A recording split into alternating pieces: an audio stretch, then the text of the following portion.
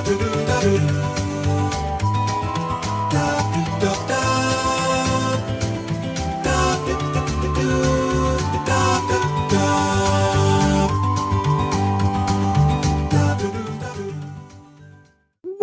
to another episode of the Nintendo Powercast. I'm your host, N64 Josh, and I got a very special guest today, Andres Restart. What's going on? How are you?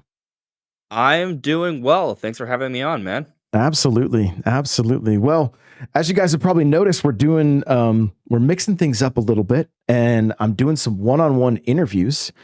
And Andre here is a huge Metroid fan. Like, I'm not sure if I know a bigger Metroid fan. And you've got, what is that? The Metroid Prime, Yeah, standee? Is it like I think they had that when Metroid Prime launched in GameStop back in 2002. Okay. Yeah, I didn't get. A friend gifted it to me a few years back, but I'm pretty sure that's where it's from. I love it. So we're just going to take a trip down memory lane, talking about why the series is so important to you. It's a series that's massively important to me. I was just saying to somebody that, like, there are, outside of like the Mario games, there are very few games that, like, I would not miss an entry no matter what system it was on. Like, to the point that, like, I never owned a Game Boy. I had to borrow a Game Boy and then borrow somebody else's copy of Metroid 2 and got all the way to the last Metroid before they wanted their Game Boy back. And so I never beat that game like that, unfortunately. So, and so it's just like, you know, GBA games and Fusion and Zero and Prime, all that stuff, like, all super, super important to me. I think it's worth noting, because you have that standee behind you. There's a retro game shop near me. They have the Super Metroid standee. Really? And you can see her eyes in the in the visor. That's so cool. Yeah. I'll have to walk. If I don't have a picture, I'll go and find one. I'm not even sure what to think of that, because we're talking about Super Metroid, right? Mm-hmm. Like, I don't have any recollection of like that kind of promotional material. Granted, I was 3 back then, so Right. But like the only thing I could think of like Pixel Samus, where you can see the eyes behind the visor, is maybe for it's not even Samus though. It's not Zero Mission, Fusion, because it's, you know, the X Parasite. Oh, right. Yes. Yeah. I'm trying to look through my phone right now just to see if I can find the photo that I have, because it will. I can send it on over to you after the show here. Sure. But it's, you know, it's one of those things. The moment I saw it, I was immediately taken back to, like, you know, this was my childhood. Like, Super Metroid was super, super important, and so you know, it's one of those things you get to kind of fall in love with it all over again, or see something that really just takes you back. And that was definitely one of those moments where I was like, yo, I can remember walking in Toys R Us and seeing these, you know, the marketing material like this. And so many photos. I'll have to dig it out later, because I thought it would be easy to find, but it's not. Maybe you'll put it in post or something. Yeah, it's not popping. Oh wait, here we go. Yeah, it's a video, and her visor is like a clear plastic, and I lost you. I can't hear you right now. Oh, can you hear me now? I can hear you now. Oh, so her visor is like kind of a clear plastic, and you can see one eyeball. Okay. And then it's dark on the other side. So okay. Yeah. So super, super interesting. I don't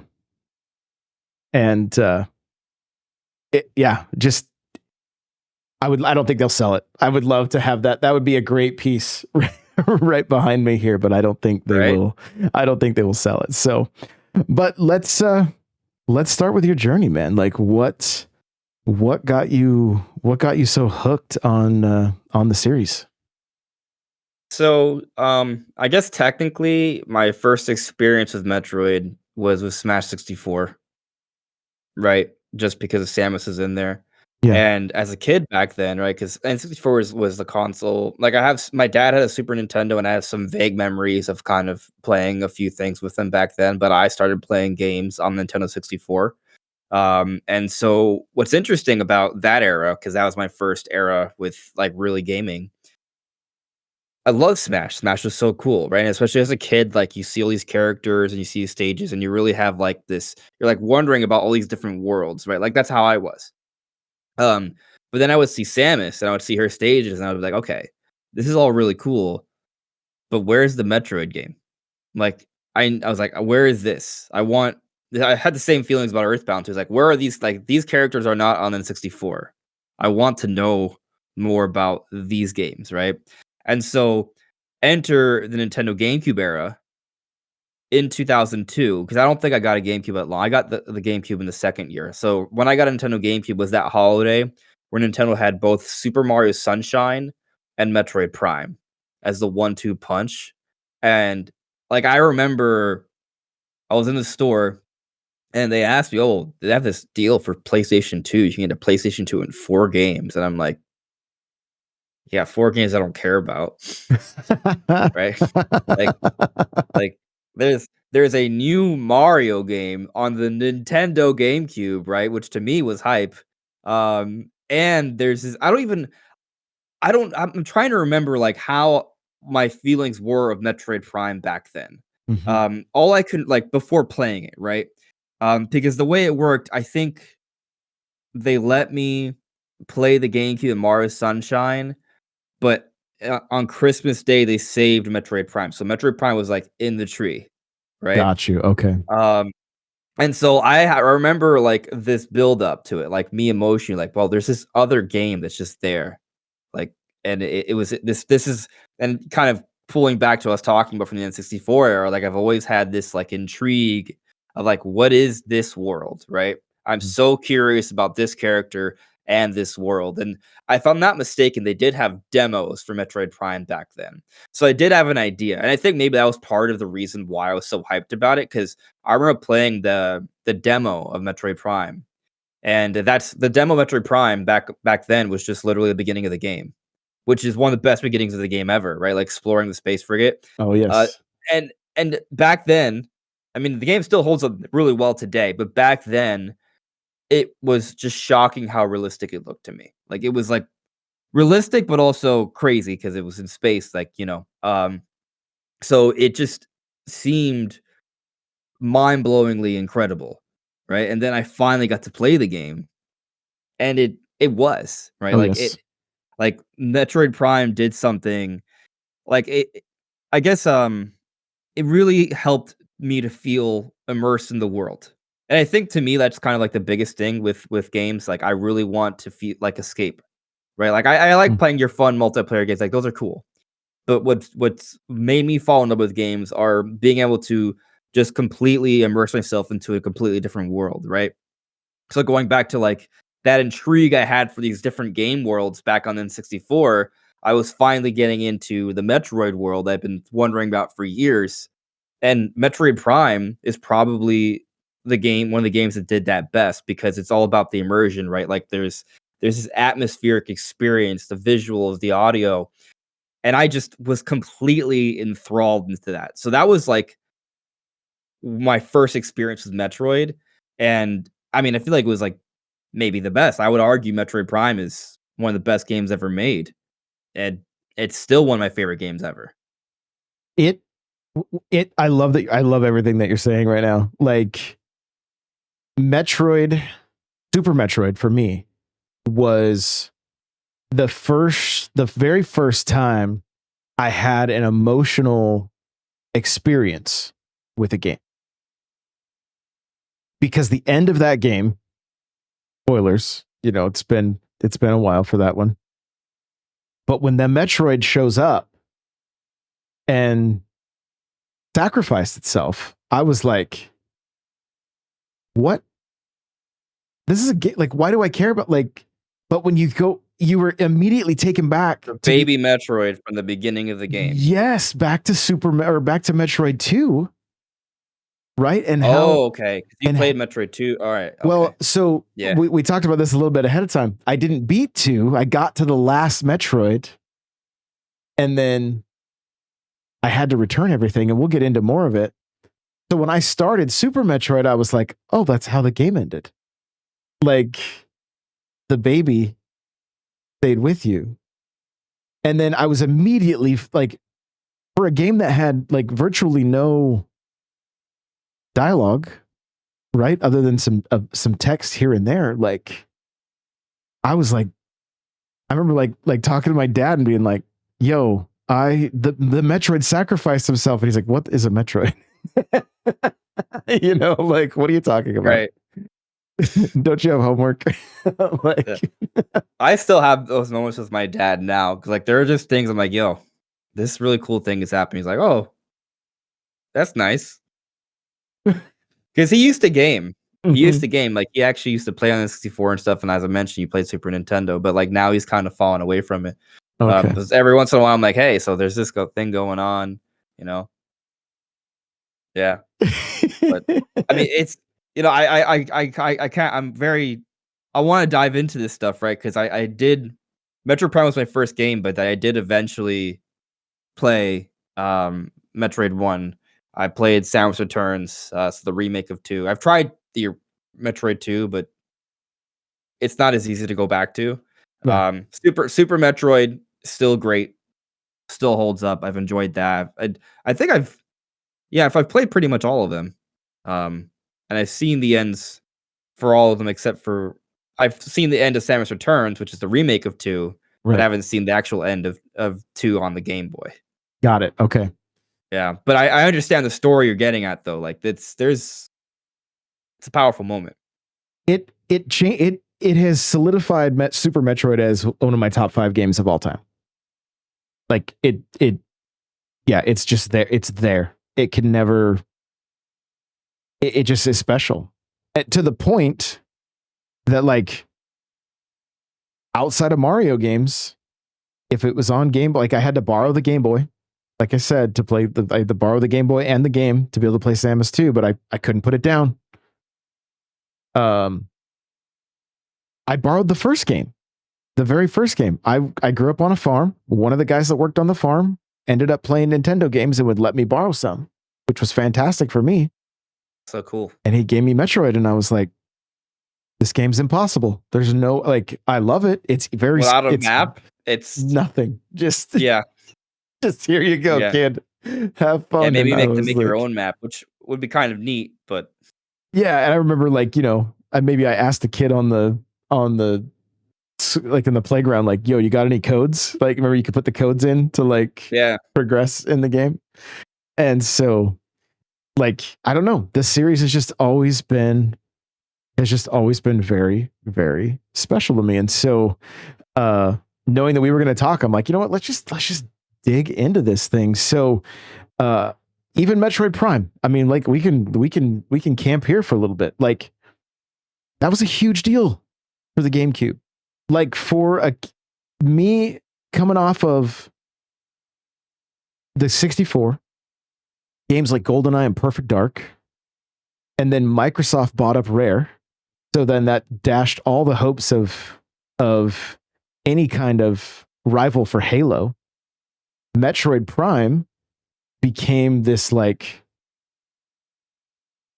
almost like the messiah, if you will, for like yo, yeah, Nintendo's gonna have a first person shooter, except it wasn't.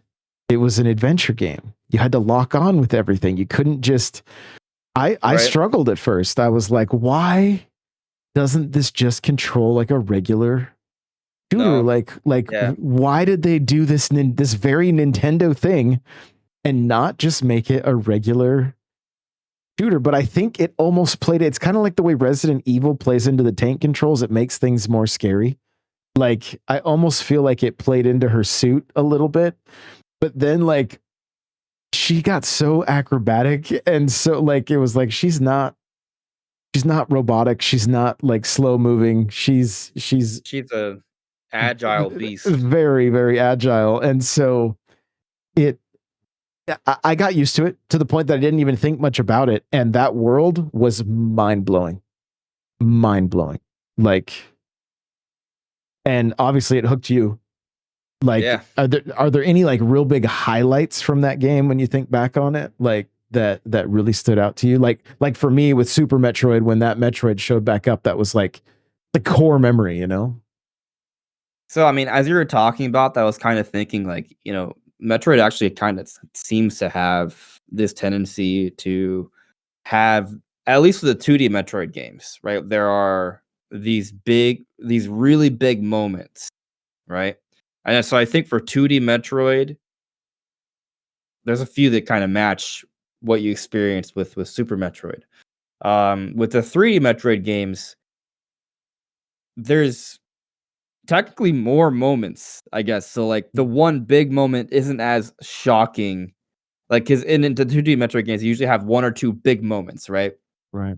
So in the 3D games, I guess like there isn't like one incident that necessarily sticks out far more than any other. If that makes any sense. That said, there are still like things that happen. And I was like, okay, that's crazy, right?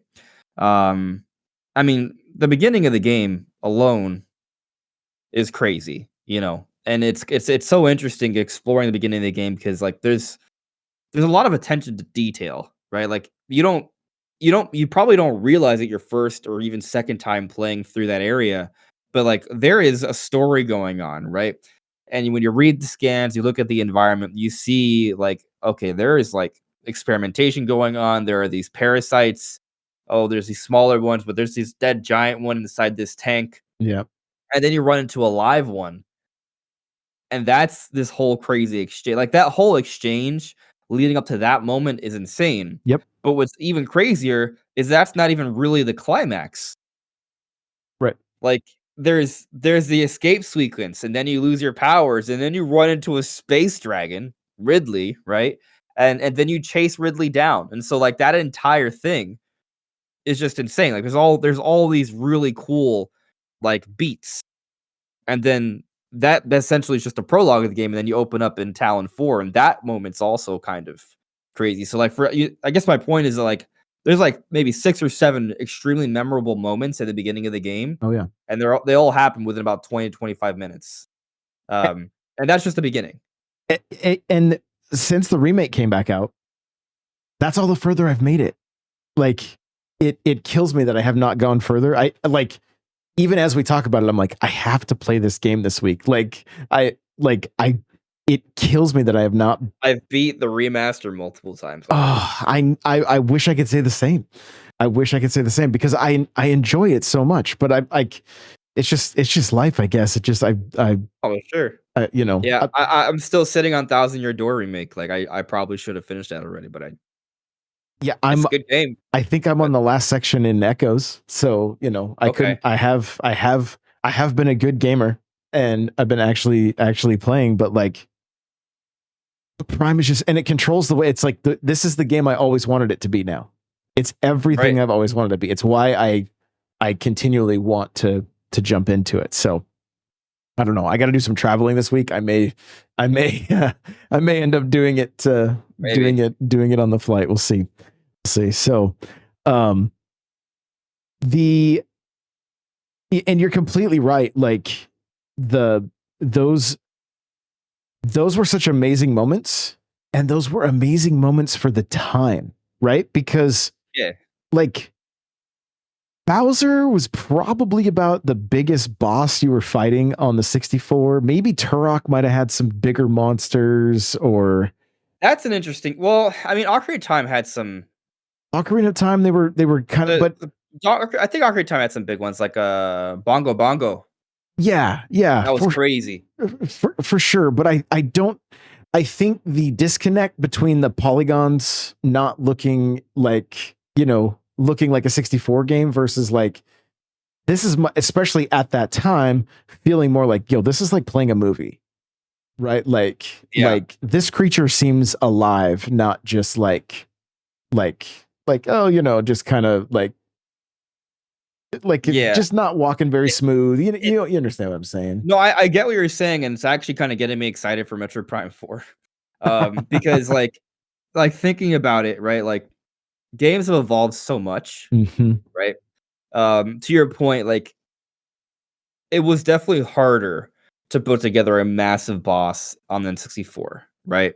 And you look at bosses in 2D Metroid, because it was pixels, like, sometimes, like, a third of the screen or half the screen was the boss. You look at Kraid, right? Like, that is Kraid. Like, go Kraid boss fight he is half the screen. Good Yeah. luck. Right. Um, but and then I think Ocarina of Time did do a good job of bringing some big boss fights, but thinking more on it, like, outside of Bongo Bongo, most of them were kinda they weren't huge, right? Um, and then looking at Metroid Prime, like, they were able to take a huge step in a direction of having these giant epic boss battles, which is a huge thing for me. Like, it's actually one of the reasons why I don't like Skyward Sword for Zelda as much as some of the other Zelda. I love Skyward Sword. Like, I'm not trying to speak ill of it necessarily, Yeah. but something I kind of missed there were some big epic boss fights like Koloktos, right? But um there was also these duels, which are cool. I love the duels, but the duels are against a humanoid-sized character, Girahim, and that was, like, several of the boss fights.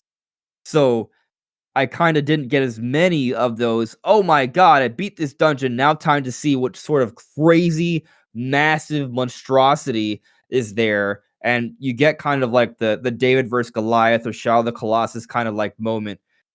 There was less of that in Skyward Sword, right? But at least with Metroid Prime, I think all of them kind of done it. Like they kind of understand, hey, in Metroid, you're fighting giant monsters.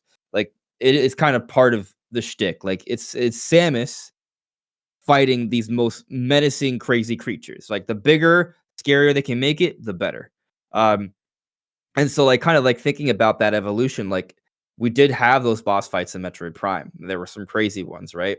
But also thinking on it, those environments are like pretty round. They're almost like arena like, right? And they did move around, but the movement was fairly simple. And then you look at other boss fights in modern games now, like actually, I mean, Shadow of the Colossus isn't even modern, but I think a lot of games have taken inspiration from Shadow of the Colossus. Like that was a pretty big deal game, right? I'm a Nintendo fan, and I will acknowledge Shadow of the Colossus Oh, is a very absolutely. important game for gaming. Yeah. Like I really enjoyed the remake a few years back, but like my point is that I think gaming has evolved, and now I'm very curious on how they'll handle bosses in Metroid Prime 4. Like, how much more involved are those fights going to be? Are there going to be some Shadow of the Colossus moments? Or are we just like, I don't think we're just going to like rotate around this big thing, back up a bit when it gets too close and shoot. Like, I think it might be a more involved experience. Like, are we going to have to do some climbing? We could look at Metroid Dread where Samus gets on Kraid. Those are cutscenes, right? They're interactive cutscenes. They're super cool. Mhm. But how might they translate some of those ideas in Prime 4? Right. And it's gonna be really exciting to kind of see that evolution. But anyways, like, yeah, the boss fights in Metroid Prime, they're they're epic. Ridley, Thardis, Omega Pirate, Flagra. Actually, I know I've been going on for a bit here, but I didn't beat Metroid Prime for years, right? Like I played as a kid, it took me years to beat it. And it took me a long time to get to Flagra, like just which is the first like main boss after the beginning. Like, because there's a lot of different little things you have to do. And getting to that point, finally be like, oh, so that's what this game's about. You see the Flagra. Like, that was a crazy moment. It's a very unique looking boss. Like, there aren't many bosses where it's a giant flower and there's this giant long thing with it's like a flower slash praying mantis giant thing, and it's just crazy. I'm looking it up because I just want to remember, like, Yeah. And just it has like a face within a face, right? Like it's like a bug. But then if you look closer, there's almost like a skull-like face. Saying it's based off memory, like, within its face, if that makes any sense. oh yeah, super creepy. Yeah, Yeah, super yeah. creepy. And honestly, I don't even remember it. I I couldn't. I played through and beat Metroid Prime so quickly when it first came out that for me to play it again now, it will be a brand new experience. Yeah, dude. Like it will be. It will be. It's been so long. That's how it is for me with a lot of these games. Super Metroid, not the case. I would play through that game. I've beat that game a lot. A lot, you know, but I mean, and we were talking about like just the size of bosses. Kraid was insane on the Super Nintendo, where it was like 2 full screens, essentially, right? Like that was, Oh yeah, like you couldn't even see the whole boss on one screen. You y- had to move. yeah. And whereas like Link to the Past, it might have had a bigger boss, but you were just looking down at it the whole time, right? Like there was nothing all that, Right. like it wasn't like you were, and so I think Metroid is all. I mean, even at the end of Super Metroid when Mother Brain transforms. I mean, that was Right. like these are epic moments. These are like movie moments, you know, that you just weren't used to in video games. And I think that's why it really just stuck with me the way it did, and why I If I'm loved it not so much. mistaken, because I actually just beat Zero Mission, like, maybe a month or so ago. Um, when you fight Mother Brain, Zero Mission's a remake of 1, right? Hmm. Um, Mother Brain's just the brain. Like, I don't does it co I'm I it comes out only in, like, it becomes this giant monstrosity only in Super Metroid, right? No, I Like, think in Zero Mission it does also. does it come wow, my memory I beat it and my memory's already foggy of it. I'm gonna check right now, but I'm pretty sure it like changes into like um it changes into something kind of similar. So, um, well, actually, when I just typed in final boss and it brought up the Ridley. Well, that's a yeah. In Zero Mission, the end is not the end. Yeah. Um, Yeah. but I have a very I have a very clear picture of a creature. Um, and so I want to see if it's the if it's not what Mother Brain changes into, it's something else. It has kind of a sharp, like pointier nose, I thought. Like so I'll have to do a little bit of research and dig it up. But I thought it was the mother I thought it was a Mother Brain. Maybe it is. I just don't remember it. Yeah. Interesting. Interesting. Yeah, no, okay, no, it is. I see. Well, that's Super Metroid. I don't know. I gotta go back. Solver. Yeah, well, and when I type it in, a lot of it looks like it looks like the Super Metroid stuff. It's not showing, and I could be thinking about a different boss because again, it's been so long since I've gone through these games. So I'm just Yeah. taking a quick peek at all the I'm literally bosses looking real quick. at footage of Zero Mission. I'm fast forwarding the Mother Brain fight because I remember fighting the brain, and then I was like, "Oh, the fight's over." And Okay, nah. So you don't I don't think you yeah. Alright, so I just looked at the footage. Yeah, an escape sequence activates the moment you beat the brain, but okay, the brain doesn't come out of the ground like it does in Super Metroid. got you. Okay, Yeah, yeah, and but I mean, I guess the creature I'm thinking about, I'm not seeing. I feel like it's even in the artwork on the like on the box or something. I don't know. I'm gonna have to. I'll tweet at you or something when I finally yeah, see it because I'll be like, wait, this was it. I thought it was Mother Brain, but it's not. But yeah. But I mean, again, those moments are just they were crazy. They were so I guess I'll say iconic. for Super Metroid though, like, just looking at it in hindsight, right? The brain coming out of the ground or whatever, and it becomes this giant thing, that subverts your expectations because you just think you're fighting the brain again, Hmm. and you're not. There's Right. more to it, and so that's really cool. Um, yeah, but, after Metroid Prime, my next game was, Metroid Prime 2. Really. Yeah. The fun fact, I think that's the only Metroid game I haven't beaten. Oh, I mean, I guess we wanna count Metroid 2, but I kinda don't not because Samus Returns is a remake of it. Um, but yeah, Metroid Prime 2, I haven't beaten. I've gone all the way. I've been Quadraxis, like the penultimate giant big boss, but you have to get the keys before you can go fight the Emperor Ing and have your final fight with Dark Samus. And it's that sequence I haven't been able to do because the last time I got to near the end, I was like, "Oh, I have to collect the keys." That sounds like a real pain right now. And so I didn't do it because navigating Metroid Prime 2 is a lot harder. Like the Dark World, Light World stuff it's challenging, and the level layouts are sophisticated. Got basically soft locked in 2. Okay. I got a save point at a boss fight Yeah. with no health.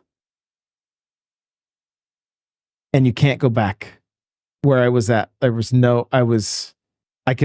had to beat it without getting hit essentially, and I couldn't do it. And it was probably the second or third boss, and I was like, I can't just start this out, and I never went back to it. That sounds hard. Like, I think there are some I know, like, there are parts in that, like, you gotta save, but I mean, the save station heals your health, right? Yeah. Save station heals your health, but, like, I think you could have, like, no ammo, and that's where you're kinda like, I don't have any way to. And maybe that's what it was. Maybe I had no missiles, That's probably what it is. You have no way to hurt it, like, effectively. I think, yeah, there was something like that. I don't it's been so long, but So I've gone back to Prime 2 a few times, like, just to, like, record some footage or something for a video, yeah, and every time I'm like, "Oh, this is extremely frustrating." Because the resource management also makes it's not just navigating the world that's harder, it's also the lack of resources. And you need those resources to fight. Like, you can fight without it, but kinda not. It becomes a real pain. Because technically, if you have no ammo, you can charge the darker or, like, light beams, yes, but it takes a while to charge one shot, and it's not even a strong shot, it's just like, "Okay, here. It's basically there just so you can go through doors." Like, right. it's you're not killing any bosses with that.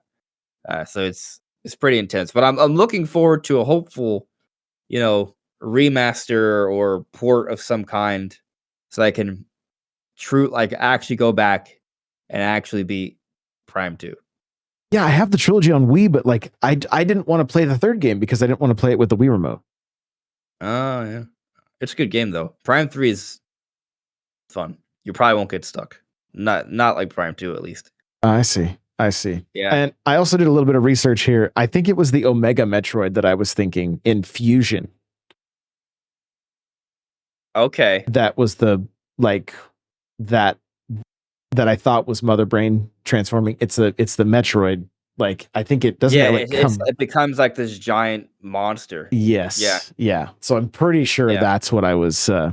That's what in my mind I'm like. makes I know it's the end of a two, but it was not Zero Yeah, Mission. I think the Omega Metroid blocks you from getting out of the ship that's gonna blow up any minute. Yes. So yeah. So anyway, there we go. I was like, I know I'm seeing. I can picture the sprites. Like You they're remember right there. something like yeah, it exists. What I'm Yeah, talking about is real. It's right Yeah. there. So, but yeah. So that's the lack of playing through Prime 2 and 3 is there's big time selfish reasons that I want those games coming to the Switch. I want to play through them. Like I want to play through them before 4. With dual analog control. Yes. Yeah. And I mean, my GameCube controller's always hooked up to my Switch, so I still will jump in with that controller just because I love it. As long as it doesn't need the second L, like the L button or whatever, because then I you can't do that. But like playing Sunshine or whatever on the 3D All Stars, like yeah, I'm gonna grab the GameCube controller for that for sure. So, but yeah, so I like I remember being hyped for Prime 2, picked it up, was so excited, like I was like, I'm gonna have to start this over. And I did not. And I think like I think Metro Prime 2 is like the most hardcore game ever made. and I think that was the case. I was like, this was so difficult to get to this point that I was not having as much fun. And so that's why I was like, I'm gonna bail out on it, you know? Like I'm not Yeah. I'm not. And I think you were right. I don't think it was a lack of health. I think it was a lack of ammo. I was like, and I don't think it was giving, and who knows, I may have just been super bad, but I was like, this feels unfair to the point that I'm like, if more of it's going to be this difficult, forget it. I'm out. You know, It's tough. It's a tough game. I mean, I'll just say, like, for example, like, I have no problem beating. I mean, I shouldn't say I have no problem. I have problems beating Soulsborne games, but I Mhm. do beat them. Right? Yeah. It's not the fights. The fights can get tough in Soulsborne games, but like Prime 2 is on another level of difficulty. Yeah, the fighting is hard, but it's the navigation and survival that I think make it really, really tough. Now I want to play it even more because Yeah. although I don't play many Soulsborne games, I loved like Ninja Gaiden before Yeah. it got like the original That one was on brutal. Xbox. Like I would go to bed at night, I'm trading this game in tomorrow, and then I'd jump back in and get a little further and beat another boss, and finally Yeah. I beat the whole thing. And um so now hearing you say that, I'm like, okay, challenge accepted. I want to now. I really like come on, Nintendo, give Right? us the other two. We need it. We need it. So Fusion came out the same time as Prime. Yeah. What was it like going back to the 2D games for you? Like which one did you So start with? my experience with the 2D games is different. Like I had a Game Boy Advance, but I didn't play the 2D Metroid games until I want to say the 3DS era is when I Okay. started. So the only handheld, so I guess technically I started playing handheld Metroid on in the DS era, right? Okay. Which is technically not 2D Metroid. They they put the Hunters? Prime games on. Yeah, Metro Prime. Well, so at first it was Metro Prime Hunter's First Hunt, the demo that Right. they packed into the Nintendo DS, which was fire, right? Yeah. And is not. It's like it's a unique experience compared to Prime Hunters. Like you should have both, right? So I really enjoyed that. That was fun, but that's just more Metroid Prime essentially, right? Um, and then I fell in love with Metroid Prime Pinball. Of course. Okay. That is so good. It is so good, and it came with like a rumble pack, so you put it into the bottom side of the DS, and so it would feel the vibrations. Oh yeah. Yeah. Such a good pinball game. It's probably, I would say it's underrated. Um, and then yeah, eventually I played Hunters, and that was fun too, right? But it wasn't until a 3DS I started experience 2D Metroid. And so what's interesting about my experience of that, right? Like the 3DS came out first, and then the Wii U came soon after. Um, I didn't buy 3DS at launch. I waited a few months. But I bought a 3DS that was technically used, but it had the ambassador program. Oh, nice. Okay. Yeah, yeah. So I was able to get Ocarina of Time 3D with the first save file completed. So I was able to start in master mode for Ocarina of Time 3D, which is really cool. Yeah. I didn't have to play through the original quest again to do that. But then I also had the ambassador program on this 3DS. So the 3DS was like new, so it was like a heck of a deal for me. And so through the ambassador program, the first game, 2D Metroid game I actually started really sinking my teeth into was Metroid 1. And so I did use map assistance to get through that game, but that was my first 2D Metroid game that I played through from beginning to end. We're And talking the then NES game, not Zero Mission. we're talking about the NES game. Okay. Yeah, that was the game I played on 3DS first. After that, I'm trying to see if I'm lining things up correctly here. I'm not sure which one happened first, but the Wii U came out, right? And the Wii U, you know, we like the Wii U as hardcore Nintendo fans, but it did lack a lot of original Nintendo games like we've had for other consoles. But something that the Wii U really like did well with is Virtual Console. Oh yeah. And so there was a time where I just basically went back to a lot of Super Nintendo games and stuff and played through those. So though I'm thankful for the Wii U at the very least because it allowed me to enrich my history of Nintendo before the N64 time. Because I got to play things like Earthbound, for example, A Link to the Past, and Super Metroid. And so I enjoyed Super Metroid on the Wii U, and it was a great time. I really enjoyed playing that game. Like it was, that methodical Metroid approach. I really got to appreciate that, and so I loved that game. And I am trying to remember the timeline of. I think I did. You know what? I guess I'll say that Super Metroid probably was my second 2D Metroid game. Because thinking on it now, I probably enjoyed a lot of those Virtual Console games during like the dry spell of the Wii U, and Samus Returns. So the remake of 2 came out in 2017 on the 3DS, but the Switch was already out then. So now I'm like kind of piecing together my timeline. It makes sense that I would have played Super Metroid in that calm before the Switch era, right? And so Samus Returns came out on the 3DS during the Switch era, but for 3DS, right? And I love the heck out of Samus Returns. Like I really that was a great remake. And what they added to the end was so cool. But I did get to see that story, right? Mm. I understood. I saw the story of Super Metroid. I understood that Samus had saved a baby Metroid, right? Going from 2, even though I didn't play it. And so I understood what was going on at the end of Super Metroid when it sacrificed itself. But then I get to see that baby Metroid following Samus around for a little bit, fighting with Samus at the end of Samus Returns. That was a cool experience. Mm. So yeah, that was, I guess I played 1, then 3, then 2. And then I'm trying to remember when I played Fusion. I don't know if it was on Wii U. I think it was on Wii U. Was it? Honestly, I'm not sure. I don't remember if I played on Wii U or Switch, but I definitely played Fusion after at some point. I will say I played. I want to say I played Fusion before Dread came out, because I understood that Fusion was a sequel to Dread, right? Metroid 5, and so I made sure to go back and play Fusion before Dread, so I could have a better appreciation of the story going into Dread, which I did, and that was epic. And so I feel like this one I've explained. I've played all the 5 Metroid games by Dread.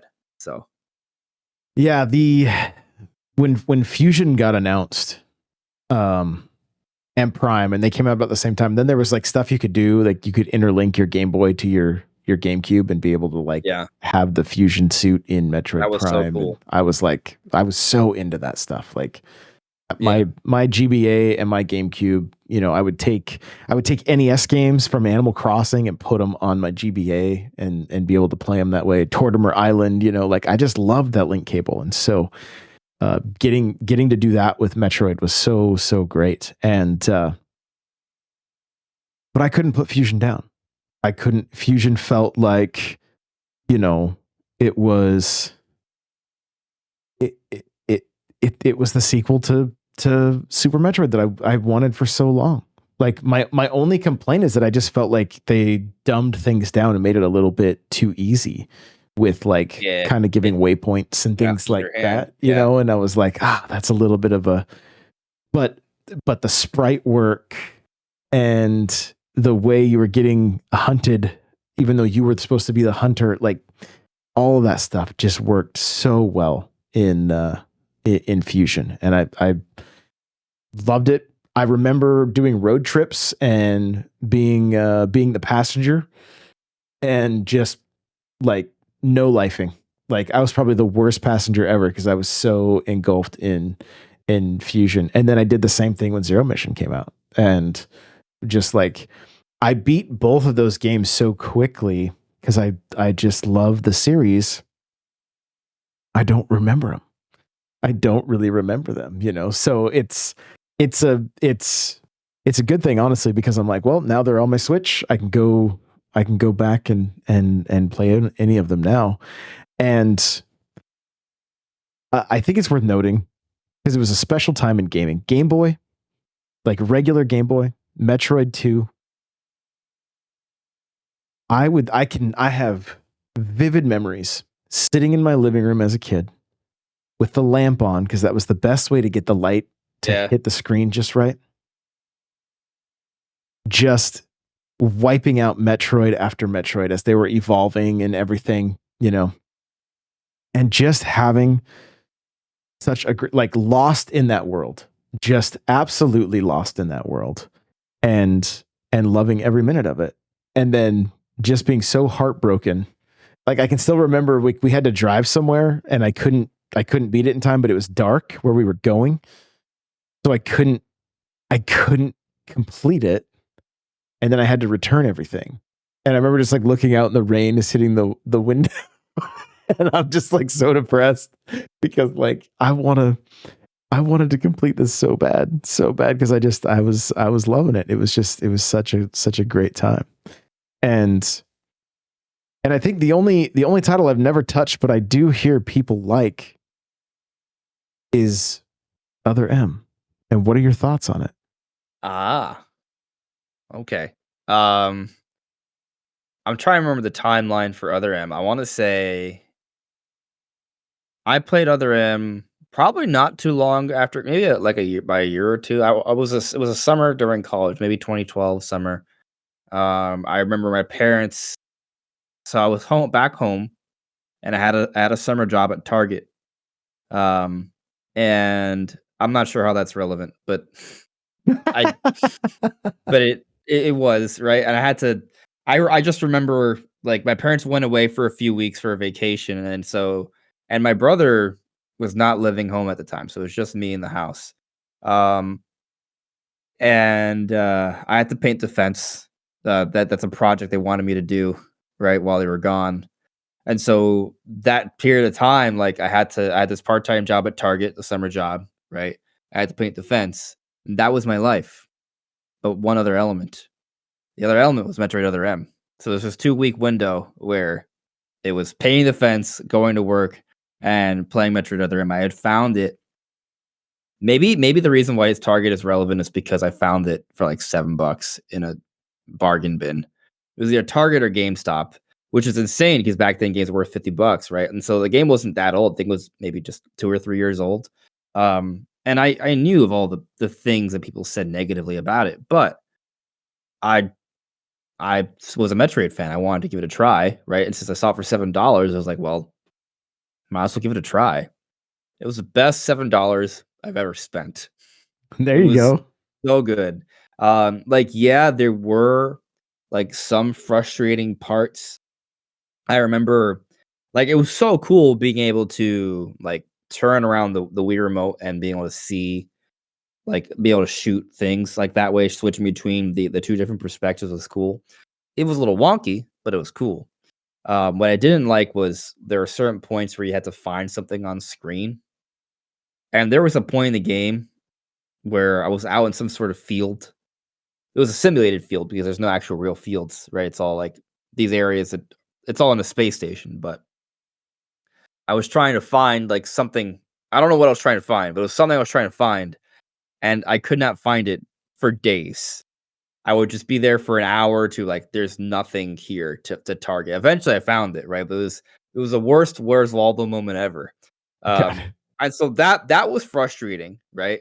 The story was, I mean, maybe melodramatic, I suppose, but the gameplay was so good. It was still creepy. It was still badass. There were still these really cool monsters, these really cool abilities. The fighting was great, and there was even a post game boss afterwards. And so it was a fun experience. Like, save for the "Where's Waldo" moments, it was a really good experience. And maybe I'm somewhat biased here because I got it for $7, so it felt like a heck of a deal. Yeah. But $7, $50, it was still a fun game to me. Like, I'm happy they got to play Metroid Other M. It's funny. I have a similar story with it. I never played it. I never opened it, but I bought it like well into the life of the Wii U. Like my Walmart still had copies of Other M forever. And it got down to like $7. I'm like, I just got to get this in my collection. Like I had started collecting Nintendo games at that point, and I was like, well, this is a steal. I'm trying to remember. I feel like the plastic on it might be ripped or something. Like it might not be fully sealed, but I doubt it's worth that much. No. And Yeah. so similar story. I'm like, well, I have this. When I want to finally go and play it, I'll have the opportunity. But it was one of those things. Like I love Team Ninja, and so the work they did on the Switch with Marvel Ultimate Alliance 3, like fantastic. And so it just seemed like such a divisive game that like either you loved it or you hated it, and there was not a lot of middle ground with it. It just, and I think there's one other like redheaded stepchild in the Metroid series, which is Federation Force. And yeah, how do you feel about that one? I mean, I also liked it. I guess I like it less than I would put it under Other M, actually. But the main reason for that is because I didn't get to really finish it.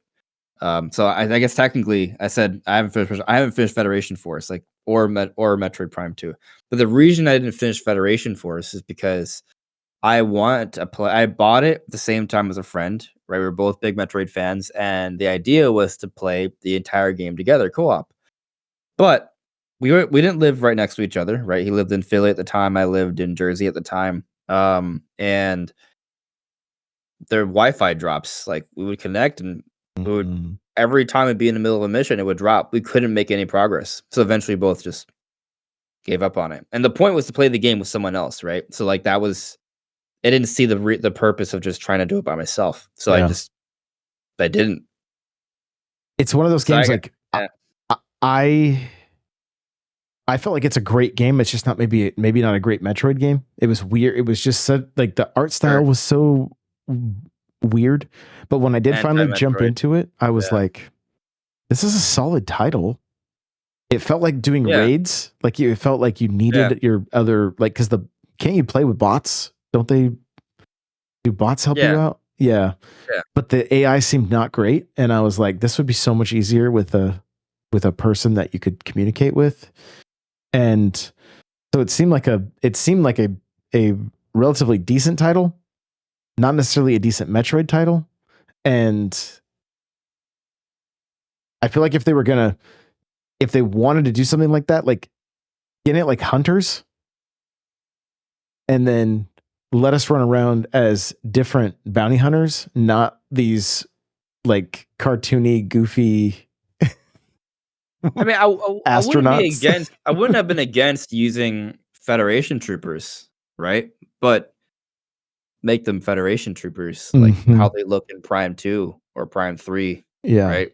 Like use that kind of style. It would have been cool. Apparently, like Next Level Games was working on a like Metroid multiplayer game with like PS3 level graphics, right? So they at one point they might have thought about putting like Federation Force on Wii U, but they didn't go in that direction, right? I think the art style was probably also them trying to come up with I think basically what happened was they saw that there's like popularity with like multiplayer shooting games, right? Then they wanted to do something along those lines, but they also wanted to make it more inviting for a younger audience. And so there's probably a lot of smart ideas that went into Federation Force, but they went in the wrong ways. Yeah. And it came out the wrong time too. Like had they waited like a year after Prime 4 was announced, then people might have been a little bit more receptive to it. But also then by that point, people wouldn't have wanted to play it on 3DS, right? So it was just bad timing. That like the game was ready at the wrong time. Probably should have had a slightly different direction in terms of art style and a few gameplay shifts. Like there's a good game in there. It just they made some wrong decisions. Yeah. Yeah. Well, I think the last thing worth noting before we wrap up here is Hunters. So I want to talk just briefly about Metroid Prime Hunters. And I was a huge first person shooter fan, right? Like love first person shooters. GoldenEye, Perfect Dark, then got into Halo, played like Turok 2 quite a bit on on both Yeah. 64 and GameCube. Time Splitters came out on GameCube and the Xbox. Love those games. And so to have a handheld shooter, I was like, this is fantastic. I hate using the stylus. And I had found a thumb stylus. Yeah. And so I would play that inverted, mind you, because I play all my shooters inverted. So I would invert on the touch screen, and don't ask me how that worked. I don't even know if it did, but I remember doing some pretty sweaty matches in Hunters. There was a felt like there was a pretty decent community for a while there that was playing that game, and like it was fun. It was a very rudimentary, very simple, like, you know, it almost felt like playing Doom or something. But there was fun to be had. The maps were pretty decent, and you know, Hunters is like a pretty darn good multiplayer game. Yeah. Kind of a mediocre single player for Metroid standards. But the multiplayer was pretty awesome. And what's kind of interesting about it is that it's kind of like a hero shooter, right? Because you have these 7 different unique characters with completely different abilities, and every match is a little different depending on who's going against who. I enjoyed it. I didn't, wasn't on the level of the other Metroid games, but it was cool, and I think there was the novelty of being able to play something like that on the DS. It definitely also made it interesting. It's like, whoa, I'm playing a first-person shooter online in my hands. Like that was a very cool experience. I remember it taking them a while to come out with Hunters. So like I remember like we knew about Metro Prime Hunters. I mean, literally they had the first Hunt demo as a pack-in, right? Like we knew about that they were working on it, but it felt like it took them a long time to actually come out with it. I remember that. I wanted to check out the release date. I'm curious because DS came out 2004. I remember. Yes, 2007, but I'm probably wrong. That may be a good guess. I do recall it taking a minute. That it wasn't. I was wrong. It came out March 2006. But when you're young, things take forever. Right? Yeah. Like I remember, I remember like the wait for Twilight Princess. I thought it was such a ridiculous amount of time. Right. And it was delayed. It was delayed, but like now in hindsight, I'm like, bro, Wind Waker came out in America, early 2003, right? And so Twilight Princess came out late 2006. 3.5 years is nothing. Depending on your age, though. Depending on your age. So sure. I love it. All right. Well, we'll wrap up right here. Let people know where they can connect with you and see some of your content. Yeah. I make Nintendo news and theory videos on Andre's Restart. That's who I am. Awesome. So head on over to YouTube, check that stuff out. Thank you guys so much for listening, and we will see you in the next one. Bye now. See ya. Bye.